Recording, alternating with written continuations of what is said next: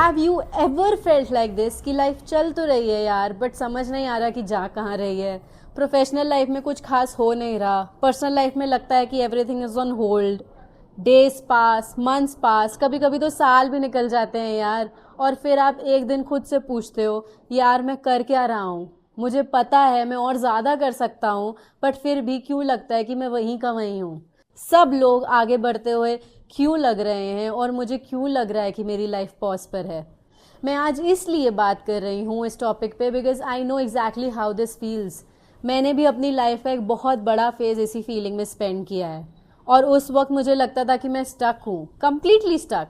लेकिन आज जब मैं पीछे मुड़कर देखती हूँ तो रियलाइज होता है मैं स्टक नहीं थी, मैं एक चीज़ से लड़ रही थी जिसका मुझे पता ही नहीं था। और शायद आप भी उसी चीज़ से लड़ रहे हो। Hi guys, welcome back to my channel. If you are new here, I am Jo और इस चैनल पर हम बात करते हैं mindset, neuroscience, manifestation, NLP and उसके हिडन पैटर्न्स जो क्वाइटली हमारी रियलिटी शेप करते रहते हैं। और आज की वीडियो मेरे दिल के बहुत क्लोज है because there was a phase in my life जहाँ मुझे जेन्युइनली लगता था कि लाइफ सबके लिए मूव ऑन कर रही थी एक्सेप्ट मी। आज लोग मेरी लाइफ देखते हैं, they see a happy marriage, they see a content creation, they see confidence, they see growth, लेकिन वो 7 साल नहीं दिखते हैं यार। The years before all of this, relationship after relationship fail हुआ, हर बार लगता था maybe this is it, और फिर वो भी खत्म। एंड ऑनेस्टली ब्रेकअप भी सबसे पेनफुल नहीं था, सबसे पेनफुल पार्ट था कंपैरिजन। इंस्टाग्राम खोलो, किसी की एंगेजमेंट, किसी की वेडिंग, किसी का प्रमोशन, किसी का ड्रीम जॉब, और फिर क्वाइटली अपनी लाइफ देखो और सोचो मेरे साथ कब। और धीरे धीरे मेरे साथ कब कन्वर्ट हो जाता था मेरे साथ क्यों नहीं। और वहीं से प्रॉब्लम स्टार्ट होती है क्योंकि उसके बाद आप अपॉर्चुनिटीज़ देखना बंद कर देते हो, आप एविडेंसेस कलेक्ट करना शुरू कर देते हो। एविडेंस की आपकी लाइफ अनफेयर है, एविडेंस की आप अनलकी हो, एविडेंस की दूसरे लोग नेचुरली लकी हैं, और बिना रियलाइज किए ये स्टोरी आपकी आइडेंटिटी बन जाती है। और यहाँ मुझे एक बहुत इंपॉर्टेंट चीज़ समझ आई। Most people think they are stuck because they don't know what to do. लेकिन सच बताऊं, आपको ऑलरेडी पता है। हेल्थ इंप्रूव करनी है, पता है। जॉब स्विच करनी है, पता है। बिजनेस स्टार्ट करना है, अगेन पता है।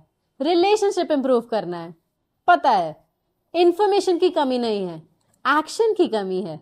और एक्शन को रोकता है fear, because your brain doesn't care about your dreams, your brain cares about your safety. इसीलिए ब्रेन फेमिलियर पेन चूज करता है अनफेमिलियर हैप्पीनेस के ऊपर। इसीलिए लोग टॉक्सिक रिलेशनशिप में रहते हैं, इसीलिए लोग जॉब्स में रहते हैं जो उन्हें पसंद नहीं है, इसीलिए लोग सालों तक सेम पैटर्न्स रिपीट करते रहते हैं। Not because they are weak, because familiar feels safe. मेरी लाइफ ओवरनाइट चेंज नहीं हुई, कोई मैजिकल मैनिफेस्टेशन टेक्निक नहीं हुई, कोई मिरेकल नहीं हुआ। मैंने बस छोटी छोटी चीजें करनी स्टार्ट की। Gym, journaling, meditation, walking, sunlight, books.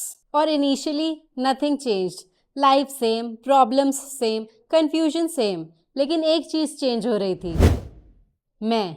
और जब आप चेंज होते हो आपके डिसीजंस चेंज होते हैं, आपके स्टैंडर्ड्स चेंज होते हैं, आपकी एनर्जी चेंज होती है, और फिर धीरे धीरे लाइफ भी चेंज होने लगती है। अक्सर हम सोचते हैं कि हम स्टक हैं, रियलिटी में हम स्टक नहीं होते हैं यार, हम डरे हुए होते हैं, बस हमें पता नहीं होता कि किस चीज़ से डरे हुए हैं। फॉर एग्जाम्पल, आप बोलते हो मुझे जॉब स्विच करनी है, लेकिन शायद असली फियर जॉब स्विच का नहीं है यार। असली फियर है what if I fail, what if I get rejected, what if people जज मी। और न्यूरोसाइंस का सिंपल वर्जन ये है, your brain cannot solve a problem it cannot see. जिस फियर को आप नाम नहीं देते वो मॉन्स्टर बन जाता है, जिस फियर को आप नाम दे देते हो वो प्रॉब्लम बन जाती है। और प्रॉब्लम सॉल्व की जा सकती है, मॉन्स्टर सिर्फ डराते हैं। इसलिए एक पेपर निकालो और लिखो what am I actually afraid of, और फिर उसका आंसर लिखो, और फिर पूछो वाई, फिर दोबारा पूछो वाई। 5 बार, 10 बार, यू विल बी सरप्राइज्ड कि असली फियर कितनी बार फेलियर नहीं, जजमेंट होता है। Step 2, collect evidence. ये मेरा फेवरेट एक्सरसाइज है, क्योंकि जब आप अननोइंगली अपने ब्रेन को ट्रेन करते हो कि नोटिस करने के लिए कि क्या मिसिंग है, प्रमोशन नहीं मिला, रिलेशनशिप नहीं बनी, वेट लॉस नहीं हुआ, बिजनेस ग्रोथ नहीं हुआ, brain becomes an expert at spotting what's wrong. Imagine अगर आपका कोई फ्रेंड रोज आकर सिर्फ आपकी मिस्टेक्स पॉइंट आउट करे, एक पॉइंट के बाद आप भी बिलीव करने लगोगे कि आप इनकेपेबल हो। यही हम खुद के साथ भी करते हैं। इसलिए हर रात एक लाइन लिखो, what did I do well today, बस एक line. Maybe I went for a walk, I posted content today, I controlled my anger, I had a difficult conversation today. Why does this work? Because your brain learns through evidence, not motivation, evidence.